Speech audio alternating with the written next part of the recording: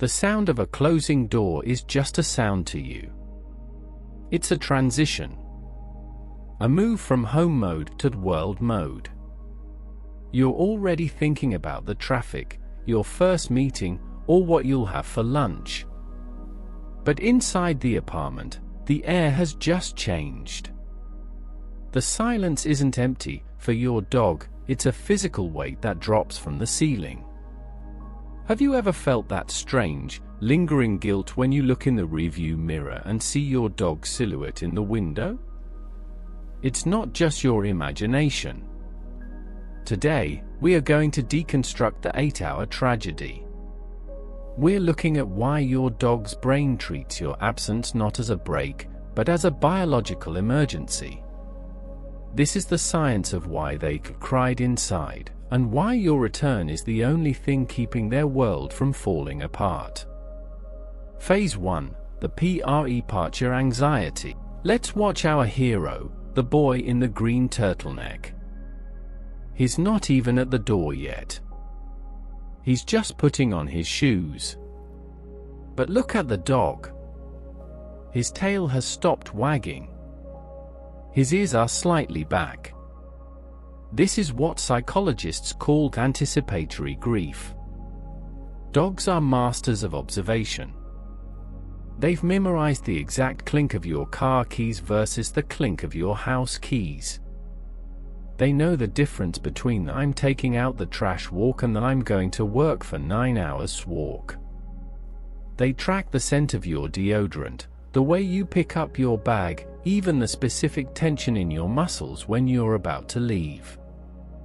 By the time the boy touches the doorknob, the dog's cortisol levels have already spiked. That internal cry starts before you even leave the hallway. For the dog, the departure isn't a single moment, it's a slow, agonizing realization that their pack leader is choosing the outside world over them. They are mourning your loss while you are still standing in the kitchen. Phase 2, the scent clock and the fading ghost. How does a dog tell time? They don't have digital clocks, smartphones, or sunlight trackers. They have noses. When the boy leaves, the house is saturated with his scent. It's comforting. It's a warm shadow of his presence that lingers on the sofa, the rug, and the air itself.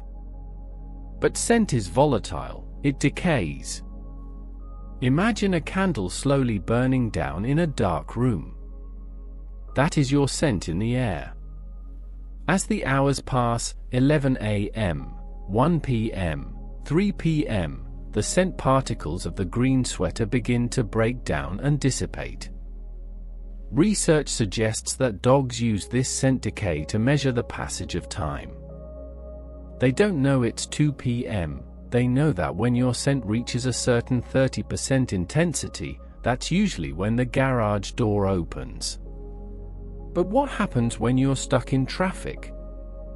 What happens when the scent of you fades to 5%, then 1%, then disappears entirely? For a dog, this isn't just a delay. It's the terrifying possibility that that scent has died, and you are never coming back. Their internal crying is a physiological reaction to the fading ghost of your presence. Phase 3, the wolf within, evolutionary trauma.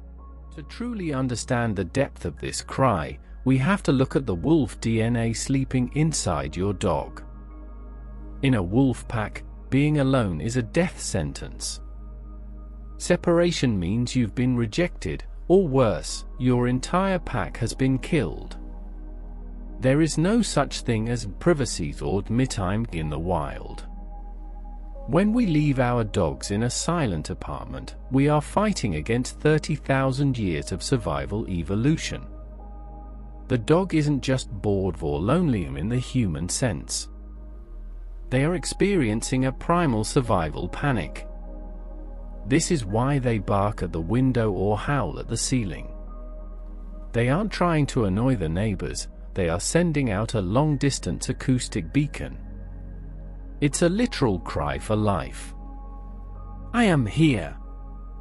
Where is the pack? When the only answer is the hum of the refrigerator or the muffled sound of a neighbor's TV, the dog's brain begins to shut down into a state of learned helplessness, a deep, silent depression that owners often mistake for being a good boy and sleeping. They aren't sleeping, they are waiting in a state of emotional paralysis. Phase 4, sensory overload and the reunion. Think about what your dog is doing while you're in a meeting or having lunch. They are sitting by the door, filtering the entire world. Their ears can hear frequencies we can't even imagine. Every elevator ding, every footstep in the hallway, every car door slamming 3 floors down is a potential miracle. Their brain processes sound 4 times faster than ours. They spend hours in a state of high alert filtering. Step, step, pause, not him. Engine roar. Brake squeal. Not him. This is mentally exhausting. It's like a human being forced to watch a high-tension horror movie for 8 hours straight, waiting for the jump scare that never comes. By the time you come home, your dog is mentally and emotionally depleted. Then, the miracle happens. The key turns. The boy in the green sweater is back. The dog's reaction is violent joy, spinning, whining, jumping.